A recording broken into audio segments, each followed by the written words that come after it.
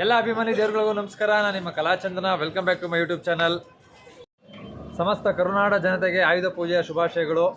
ನಾವು ಇವತ್ತು ನಮ್ಮ ಮೈಸೂರಿನ ರಾಜರಾಜೇಶ್ವರಿ ವಸ್ತ್ರಾಲಂಕಾರದ ರಾಮಣ್ಣವ್ರ ಹತ್ರ ಬಂದಿದ್ದೀವಿ. ನಮ್ಮ ರಾಮಣ್ಣವರು ಪ್ರತಿ ವರ್ಷವೂ ಆಯುಧ ಪೂಜೆ ದಿನ ನಮ್ಮನ್ನೆಲ್ಲ ಕೂಗ್ತಾರೆ. ನಾವು ಬಂದು ಅವ್ರಿಗೆಲ್ಲ ವಿಶ್ ಮಾಡಿ, ಅಲ್ಲಿ ಪ್ರತಿ ವರ್ಷ ಕೂಡ ರಾಜರಾಜೇಶ್ವರಿ ತಾಯಿನ ಕೂರಿಸಿ ಅಲಂಕಾರ ಮಾಡಿ, ಮತ್ತು ಅವರು ಬೊಂಬೆಗಳನ್ನ ಇಟ್ಟು ವಿಧವಾಗಿ ಅಲಂಕಾರ ಮಾಡಿರ್ತಾರೆ. ಅದನ್ನೆಲ್ಲ ನಾನು ನಿಮಗೆ ತೋರಿಸ್ತೀನಿ. ನಾವು ಪ್ರತಿ ವರ್ಷವೂ ಬಂದು ಇಲ್ಲೆಲ್ಲ ಊಟ ಮಾಡ್ಕೊಂಡು ಹೋಗ್ತಿದ್ದೋ. ಊಟ ಮಾತ್ರ ಬ್ಯೂಟಿಫುಲ್ ಆಗಿರುತ್ತೆ. ಬನ್ನಿ ಈಗ ಒಳಗೆ ಕರ್ಕೊಂಡು ಹೋಗ್ತೀನಿ. ಒಳಗಡೆ ಹೋಗ್ಬಿಟ್ಟು ಆ ಗೊಂಬೆಗಳನ್ನೆಲ್ಲ ನೋಡ್ಕೊಂಡು ಮತ್ತೆ ಊಟ ಗೀಟ ಮಾಡ್ಕೊಂಡು ಬರೋಣ. ಕಳೆದ ಬಾರಿ 2014ರಲ್ಲಿ ನಾವು ತುಂಬ ರಶ್ ನೋಡಿದ್ದು. ಆದರೆ ಈ ಸಾರಿ 2025 ತುಂಬ ರಶ್ ಇದ್ದಾರೆ. ಜನ ಒಳಗಡೆ ಹೋಗೋಕ್ಕೆ ಆಚೆ ಬರೋಕ್ಕೆ ತುಂಬ ಕಷ್ಟ ಆಗ್ಬಿಡ್ತಿದೆ. ಅದಕ್ಕೋಸ್ಕರ ಈಗ ರಾಮಣ್ಣವ್ರ ಕಡೆಯವರೇ ಒಂದು 4-5 ಜನ ನಿಂತ್ಕೊಂಡು ನೀಟಾಗಿ ಒಳಗಡೆ ಗೊಂಬೆ ನೋಡೋಕ್ಕೆ ಹೋಗೋರನ್ನ ಲೈನ್ ಆಗಿಬಿಟ್ಟು ವಾಪಸ್ಸು ಆ ಕಡೆಯಿಂದ ಬರೋರ್ಗೂ ಈ ಕಡೆ ಸ್ವಲ್ಪ ಜಾಗ ಮಾಡಿಕೊಟ್ಟಿದ್ದಾರೆ. ತುಂಬ ನೂಕಾಟದಲ್ಲಿ ನಾವು ಕೂಡ ಹೆಂಗೋ ಒಳಗಡೆ ಹೋದ್ವಿ. ನಾವು ಒಳಗಡೆ ಹೋಗ್ತಿದ್ದಂಗೆ ರಾಮಣ್ಣವರು ನಿಂತಿದ್ದಾರೆ. ಫಸ್ಟು ನಾವು ಯಾವಾಗಲೂ ರಾಮಣ್ಣವ್ರ ಕಾಲಿಗೆ ನಮಸ್ಕಾರ ಮಾಡ್ಕೊಂಡು ಆಮೇಲೆ ಮುಂದಿನ ಕಾರ್ಯಗಳನ್ನ ನೋಡೋದು. ಯಾಕೆ ಹಿರೀಕರ ಆಶೀರ್ವಾದ ಅದು ನಮಗೆ ಚಿಕ್ಕ ವಯಸ್ಸಿಂದ ಮನೇಲಿ ಹೇಳ್ಕೊಟ್ಬಿಟ್ಟವ್ರೆ. ಹಿರೀಕರ ಆಶೀರ್ವಾದ ತಗೊಂಡು ಏನು ಮಾಡಿದ್ರು ಮುಂದೆ ಮಾಡ್ರಪ್ಪ ಅಂತಂದ್ಬಿಟ್ಟು. ನೋಡಿ ಎಷ್ಟು ಸುಂದರವಾಗಿ ಗೊಂಬೆಗಳನ್ನ ಮಡಗಿದ್ದಾರೆ. ತುಂಬ ಸಖತ್ತಾಗಿ ಮಾಡ್ತಾರೆ. ಮತ್ತು ತಿಂಡಿಗಳು ಜೋಡಿಸಿದ್ದಾರೆ ನೋಡಿ, ಎಷ್ಟು ರುಚಿಯಾಗಿರೋಂಥ ತಿಂಡಿಗಳು ಮತ್ತು ದವಸ ಧಾನ್ಯಗಳನ್ನೆಲ್ಲ ಮಡಗಿದ್ದಾರೆ.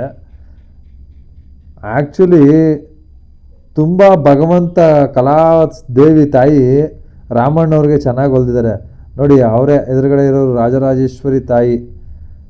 ಅವ್ರಿಗೆ ಅಲಂಕಾರ ಮಾಡಿ ಚಾಮುಂಡೇಶ್ವರಿ ಅವತಾರವೇ ಅಲ್ವಾ ಎಲ್ಲ ಶಕ್ತಿಗಳು. ಎಷ್ಟು ಸೂಪರಾಗಿ ಮಾಡಿದರು ನೋಡಿ ಅರೇಂಜ್ಮೆಂಟ್ನೆಲ್ಲ. ನೋಡೋಕ್ಕೆ ಮಾತ್ರ 2 ಕಣ್ಣು ಸಾಲದು.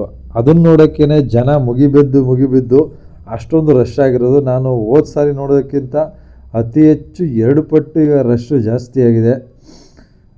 ದಸರಾ ನಾಳೆ, ದಸರಾ ಕಾರ್ಯಕ್ರಮ ಸಖತ್ತು ವಿಜೃಂಭಣೆ ನಡೀತದೆ. ನನಗೆ ಈ ದೇವ್ರ ದರ್ಶನ ಆಗಿದ್ದು ಭಾಳ ಖುಷಿ ಆಯಿತು.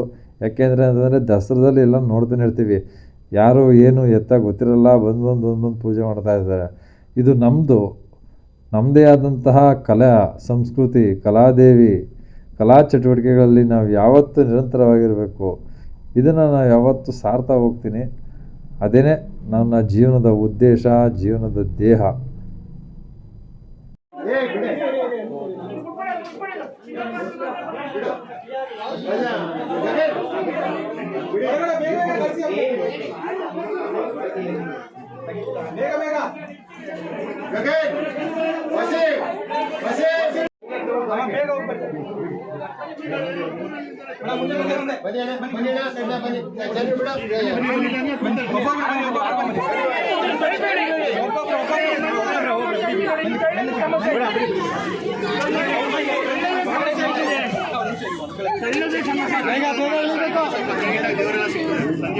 ಹೌದಾ?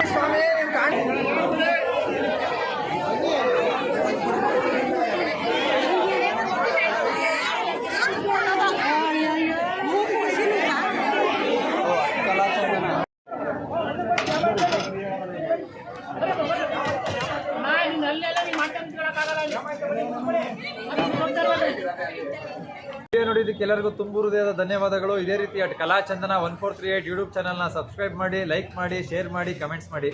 Thank you very much.